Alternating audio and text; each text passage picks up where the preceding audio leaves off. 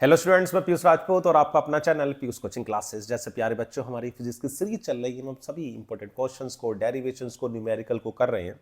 और मैंने आपको लास्ट क्लास में क्वेश्चंस दिया था, ठीक है ना। उसी क्वेश्चन को पहले हम डिस्कस कर लेते हैं। क्या था ये? कहा गया था कि आपके पास दो स्मॉल बीड्स हैं जिनका मास m और चार्ज q है, और एक हेमिस्फेरिकल बॉल जिसकी रेडियस r है उस पर रखी हुई है और इक्विलिब्रियम कंडीशंस में है। तो आपको बताना था कि उस पर चार्ज क्या है, ठीक है ना। काफी आसान क्वेश्चन था, काफी बच्चों के आंसर भी आए हैं। ठीक है, क्वेश्चन को एक बार देखते हैं। देखो, आपके पास ये दो हेमिस्फेरिकल बॉल है, एक ये और एक मान लो इससे ये आपकी r डिस्टेंस पे एक दूसरी बॉल है। अगर मैं फ्री बॉडी डायग्राम की बात करूं तो इसमें तीन फोर्स हैं। तीन फोर्स, एक आपकी नॉर्मल रिएक्शंस है जो इधर लग रही होगी। नॉर्मल रिएक्शन हमेशा सरफेस के नॉर्मल है, यानी कि इस डायरेक्शंस में एक नॉर्मल रिएक्शन हो गई। ये क्लियर है इतनी बात? तो एक आपके पास क्या हो गई, नॉर्मल रिएक्शंस।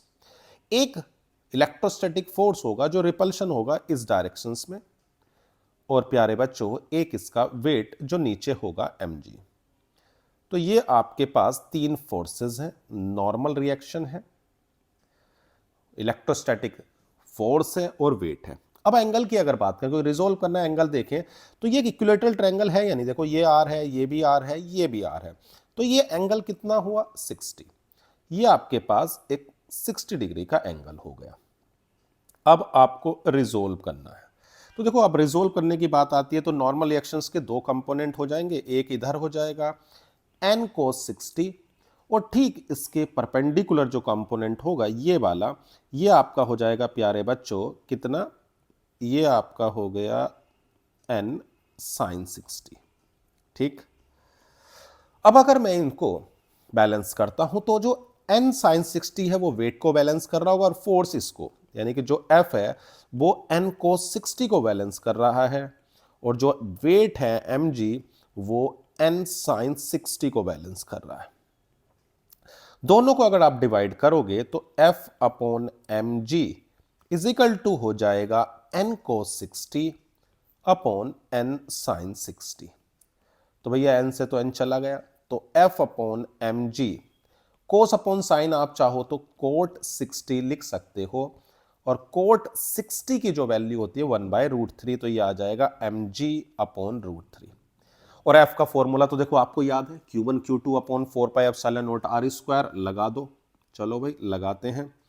तो आ जाएगा Q1 Q2 मतलब Q square upon 4 pi epsilon naught r square is equal to mg upon √3। तो Q स्क्वायर हो गया 4 pi epsilon naught mg r square upon √3। तो प्यारे बच्चों चार्ज आ जाएगा 4 pi epsilon naught mg r square तो है ही, और इसका रूट। तो ये आपका चार्ज हो गया। था नहीं था? देखो आसान क्वेश्चन, तो अच्छा क्वेश्चन है, कोई ऐसे नहीं कि हार्ड क्वेश्चन है, आपके बोर्ड के लिए बहुत बढ़िया क्वेश्चन है। ठीक है ना, समझ में आ गया है आपको। अब नया क्वेश्चंस देखो, क्वेश्चंस के बिना तो अपनी सीरीज अधूरी है। क्या कह रहा है कि two identical conducting sphere having unequal positive charge Q1 and Q2 separated by a distance r। इन दोनों के बीच का जो सेपरेशन है वो r है। If they are made to touch each other then separated again the same distance, then electrostatic force between the sphere in this case will be।